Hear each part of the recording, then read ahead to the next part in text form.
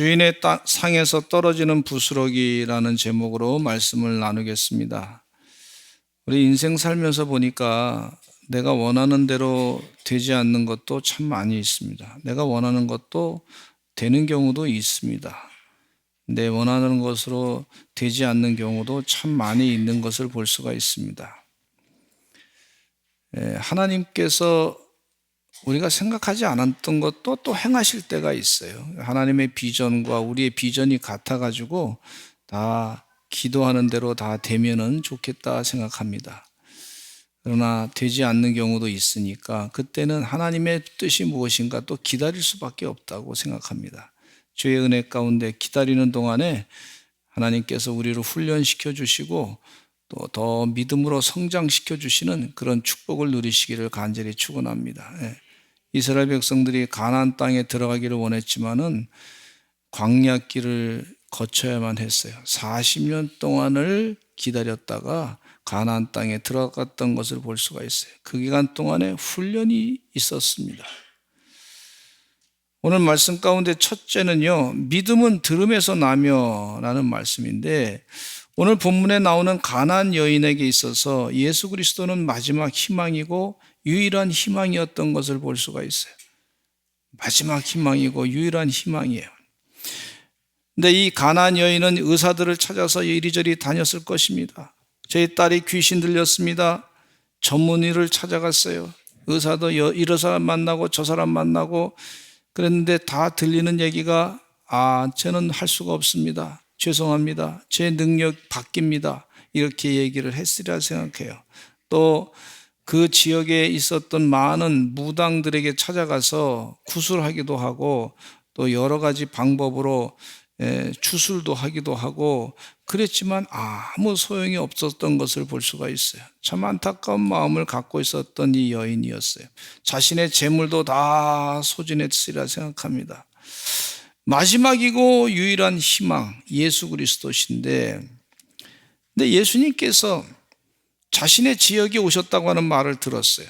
예수님께서 드로와 시돈 지방에 오신 것은 어떤 성경학자들은 얘기하기를 예수님께서 사역을 잠깐 내려놓고 좀 다른 곳에 가서 휴식을 취하기 위해서 가신 것이 아닌가, 그렇게 해석하는 사람들도 있습니다. 예수님의 사역의 중심은 갈릴리와 예루살렘 지역이 이스라엘 땅이었어요. 그러니까 이스라엘 땅을 벗어난다고 하는 것은 예수님의 사역 가운데 좀 쉬고자 하는 것이 아닌가.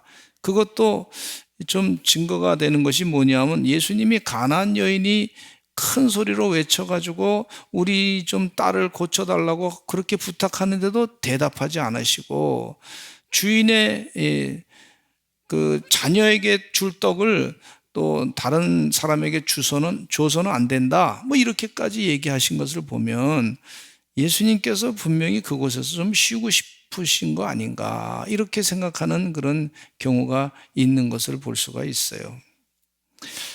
근데 뭐 시끄럽게 여인이 계속해서 나사렛 예수여, 나사렛 예수여, 나를 불쌍히 여기소서 그렇게 부탁했는데 예수님은 침묵하셨다.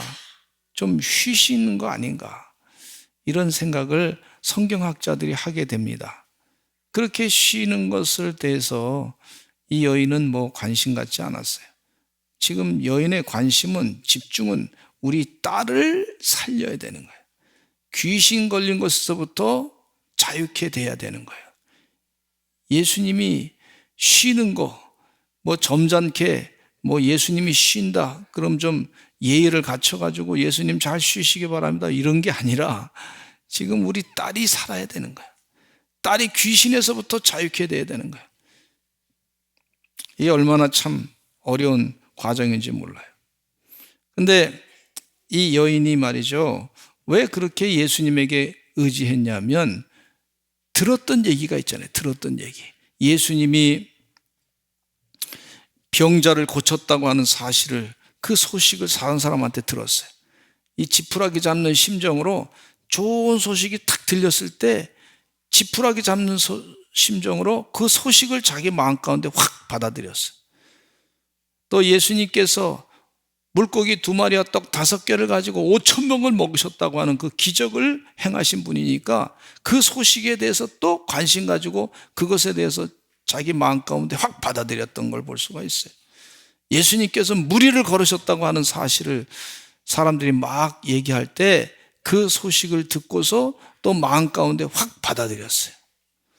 그러니까 자꾸 듣다 보니까 이 여인의 마음 가운데 예수님이라면 우리 자녀, 귀신 들린 자녀를 고칠 것이다, 이런 확신을 마음 가운데 믿음이 자꾸 생겼던 걸 볼 수가 있어요.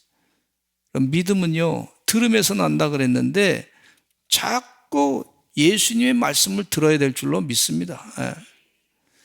로마서 10장 17절에 보니까 이런 말씀이 있어요. 같이 한번 읽어보겠습니다. 시작.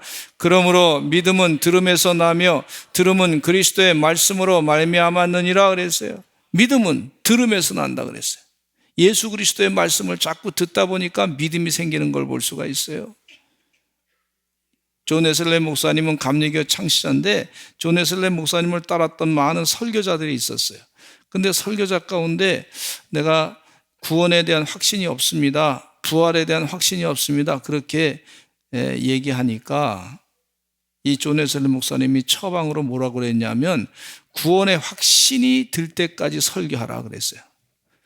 또 부활의 확신이 없으면 부활의 확신이 들 때까지 설교하라 그랬어요.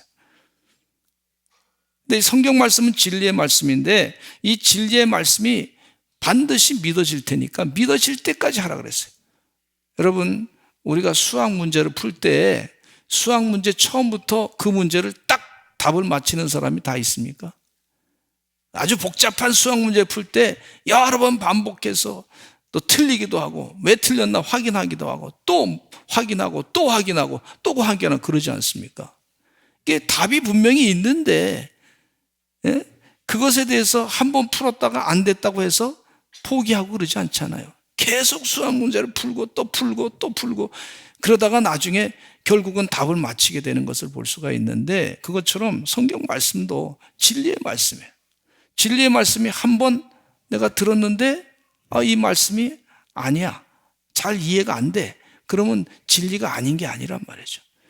자꾸 말씀을 읽고 또 읽고 묵상하다 보니까 자꾸 설교하다 보니까 마음에 믿음의 확신이 확 생겨가지고 이 진리의 말씀대로 살아야 돼, 그렇게 전하게 되는 줄로 믿습니다. 우리가 전도폭발 훈련을 하는데요, 이 전도폭발 훈련할 때 복음 제시를 하지 않습니까? 그러니까 복음 제시할 때 1단계, 2단계, 3단계, 4단계, 5단계 전도폭발 훈련을 그렇게 많은 단계를 거쳐가지고 훈련하고 그리고 복음 제시를 하고 또 하고 또 하고 또 하고 그렇게 합니다. 아멘은 좀 하시기 바랍니다. 이게 반복할 때는 아멘 하라는 얘기예요. 또 하고 또 하고 또 하고 또 복음 제시하고. 근데 왜 그래요? 그렇게 하다 보면 이분이 말이죠, 마음 가운데 확신이 들고 믿음이 점점 더 생기는 걸 볼 수가 있어요.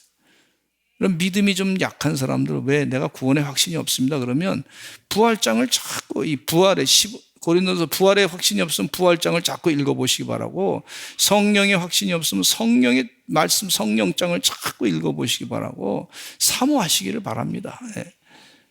그러다 보면 성령이 내 안에 역사하시고 부활의 확신을 갖게 되고, 구원의 확신이 없으면 구원에 대한 말씀을 자꾸 찾아서 읽어보고 자꾸 듣다 보면 구원의 확신이 생기는 것을 볼 수가 있어요. 믿음은요, 들음에서 난다 그랬어요. 하나님 말씀을 자꾸 들으시기를 간절히 축원합니다. 죽었던 사람도 살리시는 우리 주님의 역사하심을 자꾸 그 말씀 가운데 집중하시기를 간절히 축원합니다.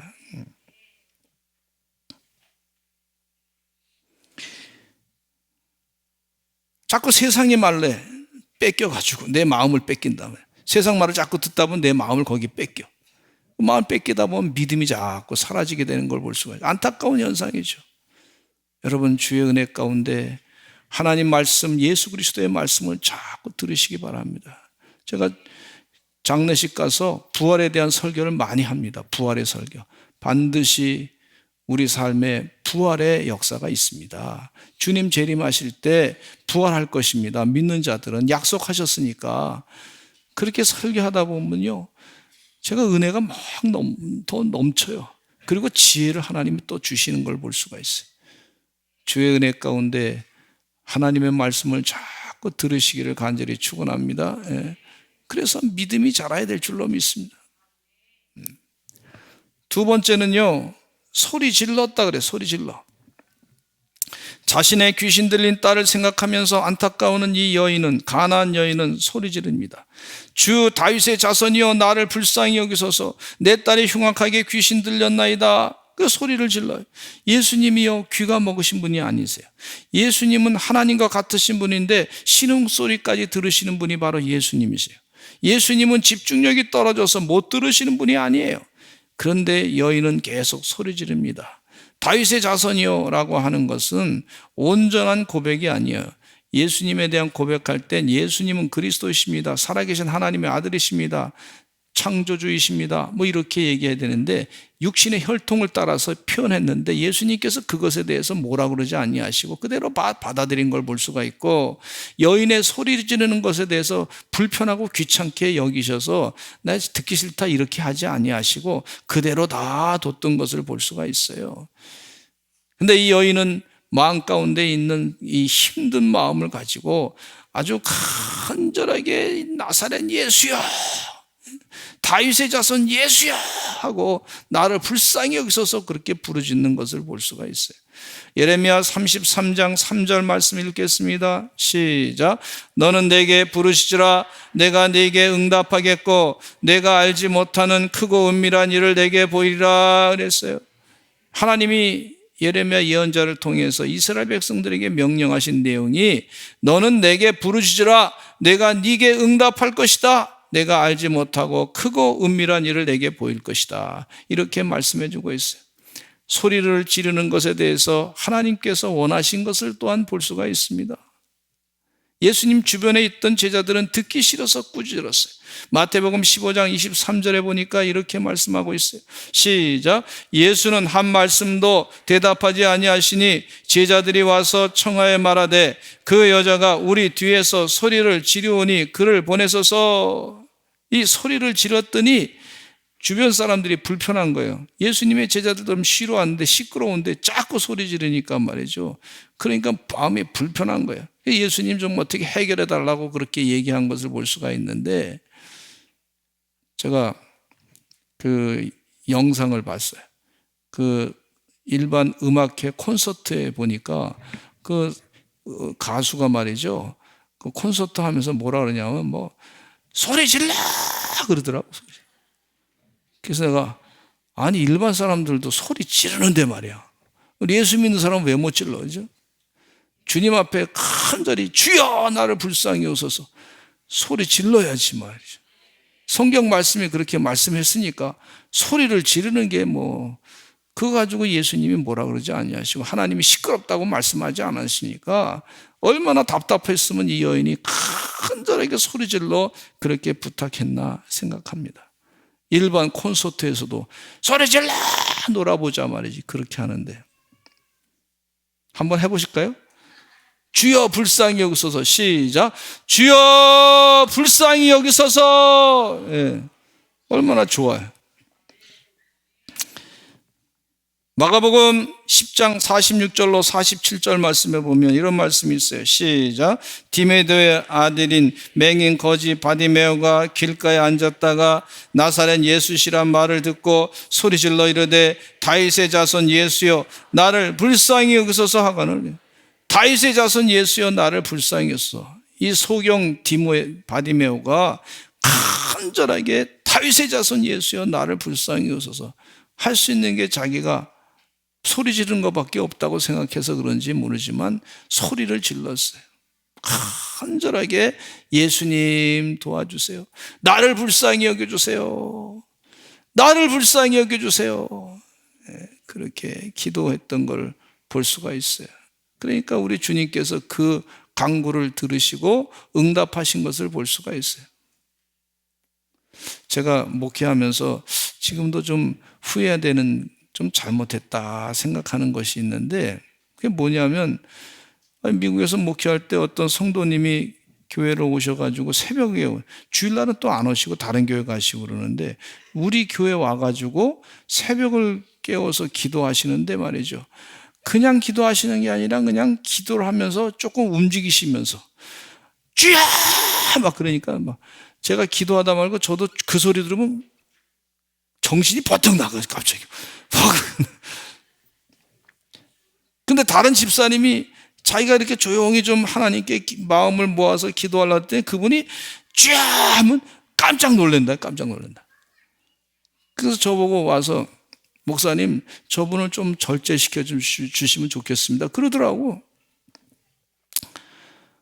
그래서 그래도 좀 참으시고 좀 그래도 기도하시죠. 성경 말씀에 소리 지르러서 기도하라 그랬는데 그냥 좀 참으십시오. 그랬더니 그 집사님이 다른 집사님이 오셔가지고 얘기하기를 목사님 안 나오시길래 새벽에 왜 안 나오시냐 그랬더니 도저히 제가 참을 수가 없어서 제가 힘들어서 그냥 집에서 기도하려고 그럽니다. 그러더라고. 그래서 이게 또 참 걱정이더라고. 참 목사가 이게 쉬운 일이 아니야 보니까. 한번 해보시기 바랍니다. 여기서 이런 얘기하고 저기서 저런 얘기하고 이게 다 맞춰주려면 얼마나 어려운지 몰라. 이게 보통 어려운 게 아니야. 참. 그래서 그분을 이제 불러가지고 얘기했어요. 좀 너무 힘드니까 그러니까 좀 조용히 기도하셨으면 좋겠습니다. 다른 분들이 좀 깜짝 놀래가지고 힘들어 하시니까 그렇게 부탁합니다. 그랬더니 말이죠. 이분이 그 다음 날부터 안 나오시는 거예요.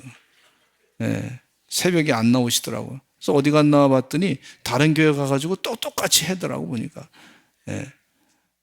뭐 돌아다니면서 막 그냥 쥐야 샤샤샤샤 막 이러니까 말이죠. 다른 사람들이 다 보기에 정신이 없는 거죠. 근데 이제 가만히 보니까 지금 와서 생각해 보니까 그분이 얼마나 답답했으면 그랬을까 하는 생각이 드는 거예요.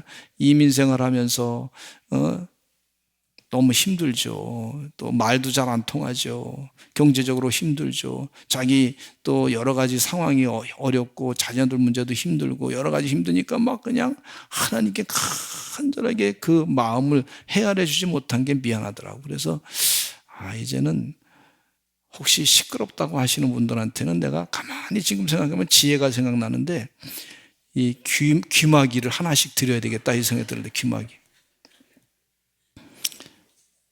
여러분 바울과 실라도요 빌립보 감옥에 갇혔을 때 그가 밤새도록 바울과 실라가 찬송하며 기도했습니다. 감옥에 있는 모든 사람들이 다 알아듣도록 그렇게 해서 큰 소리로 기도했던 걸 볼 수가 있어요.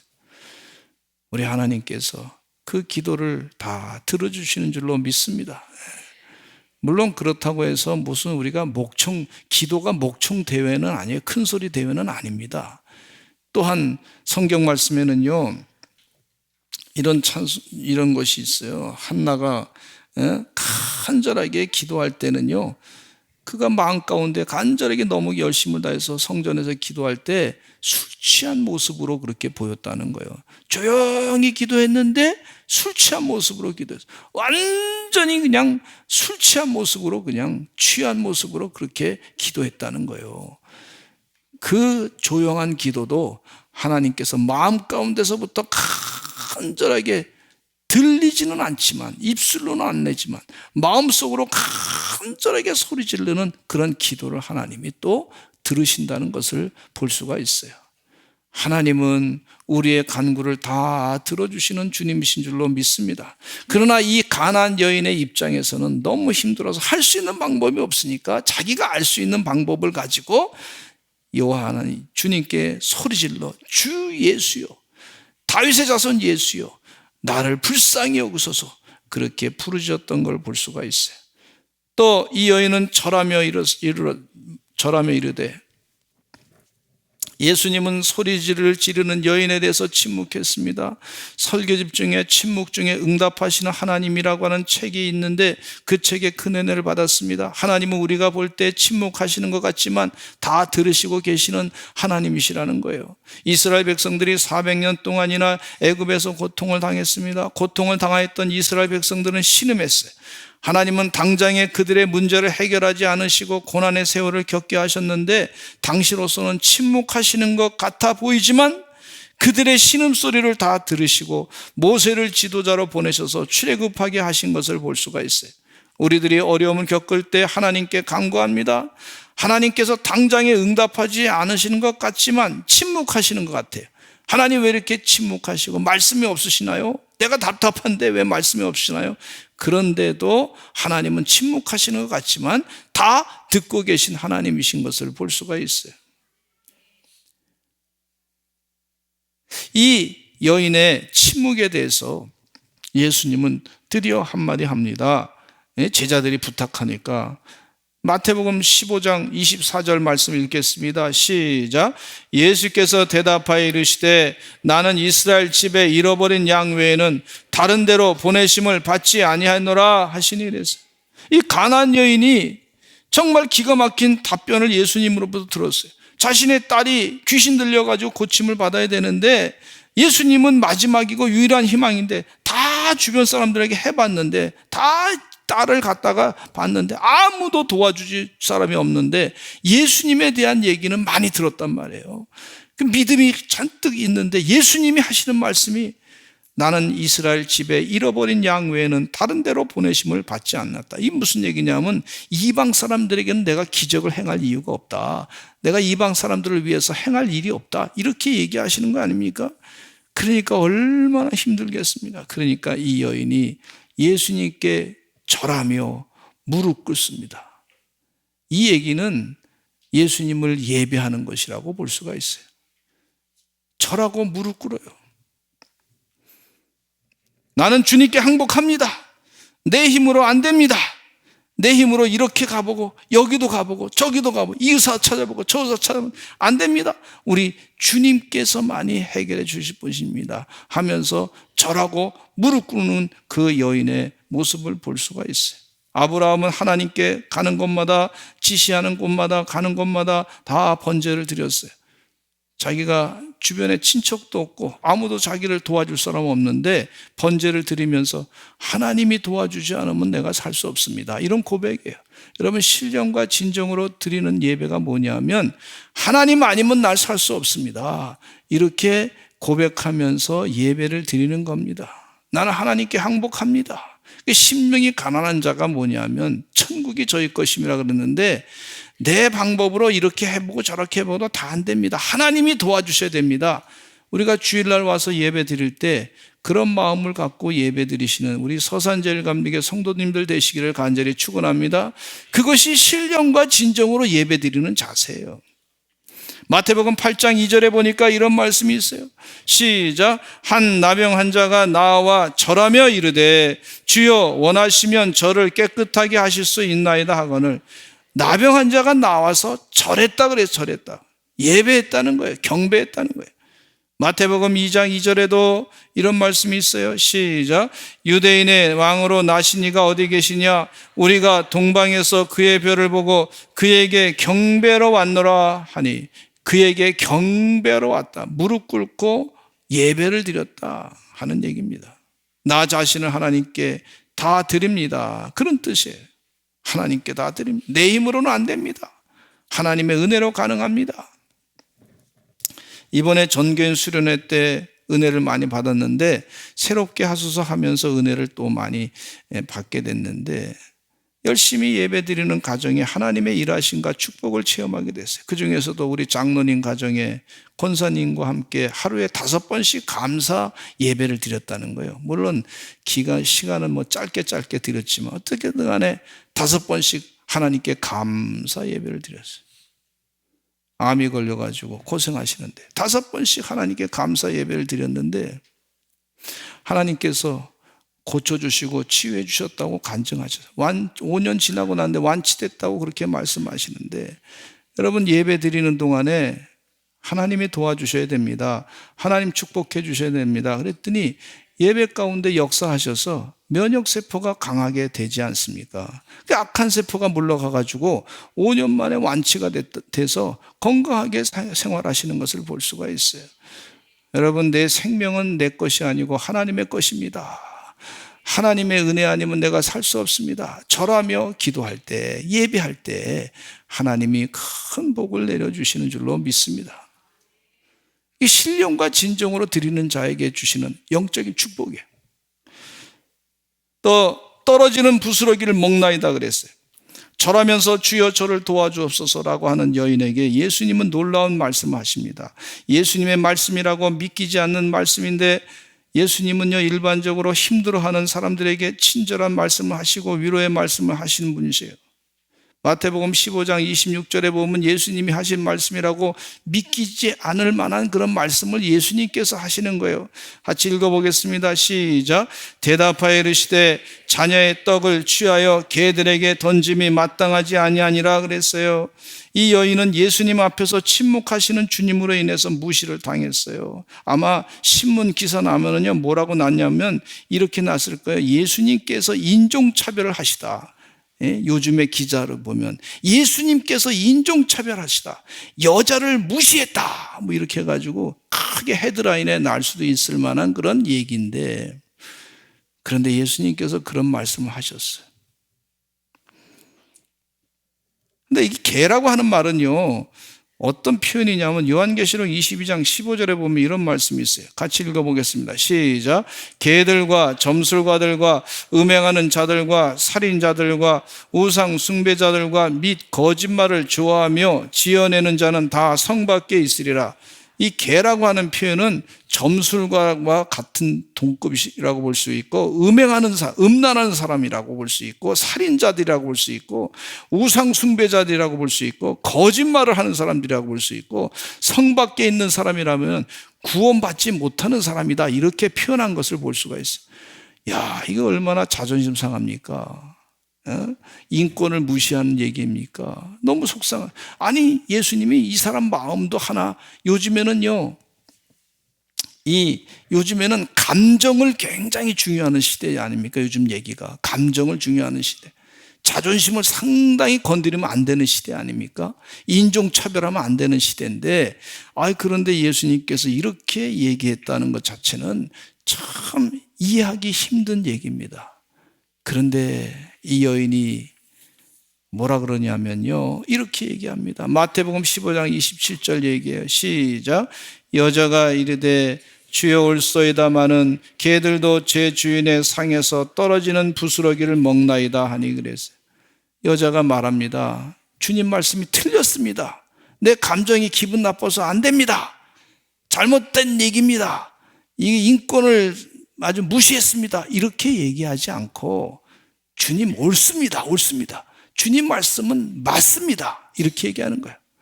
그러면서 하시는 얘기가 뭐라냐면 개들도 제 주인의 상에서 떨어지는 부스러기를 먹습니다. 이렇게 얘기하고 있어요. 야, 이 여인의 얘기, 기분이 많이 상할 만한 얘기, 자존심 상할 얘기, 속상할 얘기, 기분이 엄청나게 불편한 얘기.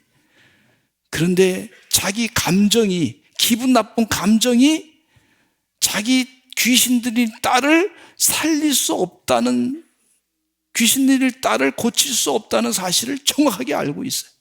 오직 예수님만이 해결해 주셔야 되는 거예요. 이게 내 자존심이, 우리 기분 나쁜 감정이 우리 딸을 귀신 들린 데서부터 살릴 수 없다는 것을 잘 알고 있는 여인이에요. 그러니까 예수님이 응답해 주셔야 된다는 거예요. 지금 내 기분 나쁜 감정, 자존심 상하는 거, 이거 가지고 문제가 해결 안 된다는 거예요. 예수님이 응답하셔야 되는 거예요.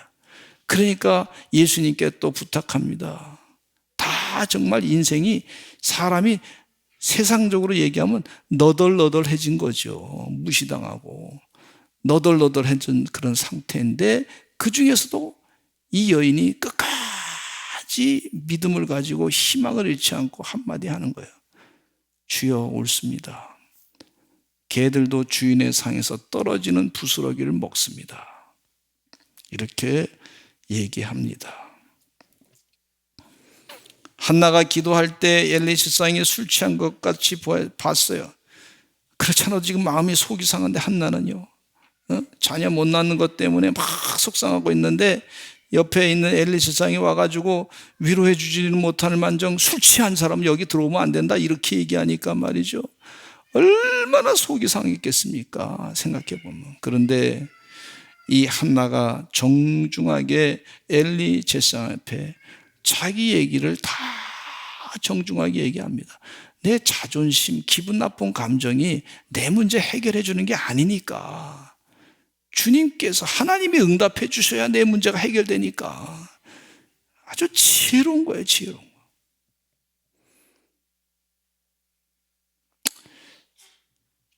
그랬더니 예수님께서 마지막으로 응답하시기를 주인의 상에서 떨어지는 부스러기라도 주십시오. 그랬더니 예수님이 깜짝 놀래가지고 마태복음 15장 28절에 내 믿음이 크도다. 5번째, 내 믿음이 크도다 하는데 마태복음 15장 28절 이렇게 읽겠습니다. 같이 읽겠습니다. 시작. 이에 예수께서 대답하여 이르시되 여자여 내 믿음이 크도다.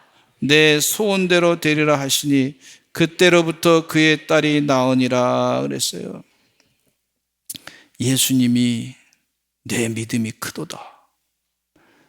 예수님이 자존심 다 건드릴 거 건드려 놓으시고 참 침묵하셨다가 답답한 그 여인, 그럼에도 불구하고 끝까지 예수님 응답해 주시옵소서. 예수님 응답해 주셔야 됩니다. 해결해 주셔야 됩니다. 그렇게 붙잡고 의지했을 때 예수님께서 그 여인의 믿음을 보시고 내 믿음이 크도다. 내 소원대로 되리라. 그리고 나서 그 딸이 귀신에서부터 자유하게 됐어요. 나면 됐죠. 응답 받으면 되죠. 예. 여러분, 우리 이런 믿음을 가지고 사시기를 간절히 축원합니다. 예. 이런 믿음이 있어야 될 줄로 믿습니다. 전 요즘에 다음 세대를 위해서 늘 걱정이 돼요. 다음 세대가 예수님 잘 믿어야 되는데, 하나님 진리의 말씀으로 살아야 되는데, 너무 세상에 말이죠, 악한 법들이 막 만들어져 가지고 나라가 혼란한데 거기에 혹 빠져 가지고 말이죠. 그래서 막 그냥 세상에 도덕적으로 막 그냥 타락하고 있는데 그냥 빠져들면 우리 자녀들이 어떻게 된가? 영도 망가지고 몸도 망가지고 다 망가지면 어떻게 될까? 이런 거 걱정이 돼요. 그런데 영적인 팁을 하나님이 가르쳐 주시더라고. 그게 뭐냐면요, 이 귀신 들린 여인이 귀신 들린 그 딸이 말이죠, 그 자기가 믿음이 있어서 귀신에서부터 치유받은 게 아니더라고. 자기 믿음으로, 그 귀신 들린 여인이 무슨 믿음이 있겠습니까? 그 딸이. 그 믿음으로 치유받은 게 아니더라고. 어머니의 그 믿음으로 치유받은 거야. 이게 팁이다. 또 가만히 보니까요, 중풍병자들 가운데 중풍병자가 침상에 누워 있는데 중풍병자를 예수님께 데려온 사람들을 보시고, 그 믿음을 보시고 중풍병자를 치유했다는 거예요. 이게 우리의 믿음이 좋으면 우리 후손들이 하나님 은혜 가운데 축복을 받게 되겠다. 이 우상의 생각, 귀신의 생각에 쩌들어 있는 이 영혼들이 우리의 믿음이 좋으면 그 믿음을 보시고 주님께서 귀신의 생각에서부터 자유케 해주시고 주님께서 응답해 주셔서 하나님의 축복을 받게 하실 수도 있구나 하는 확신을 갖게 됐어요. 할렐루야. 예. 우리 사랑하는 서산제일감리교 성도들이 이 믿음에 영적인 기초를 놓으시는, 천대까지 축복을 받는 가문에 영적인 기초를 놓으시는 믿음의 사람들 되시기를 간절히 축원합니다.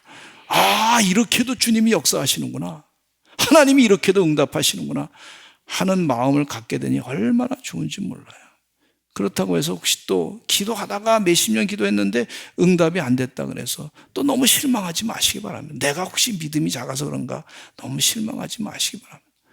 하나님께서 분명히 때가 되면 다 응답해 주실 줄로 믿습니다. 우리 다 같이 주여 한번 외치시고 통성으로 기도하겠습니다. 하나님, 부스러기라도 주시옵소서. 하나님께서 우리에게 큰 믿음을 가지고 우리 자녀를 위해서 기도하오니 축복해 주실 줄로 믿습니다. 우리의 병마를 다 치료해 주실 줄로 믿습니다. 우리 주여 한번 외치고 기도하겠습니다. 주여, 아버지 하나님이여, 주의 은혜 가운데 믿음으로 승리하며 살게 해주시고 하늘에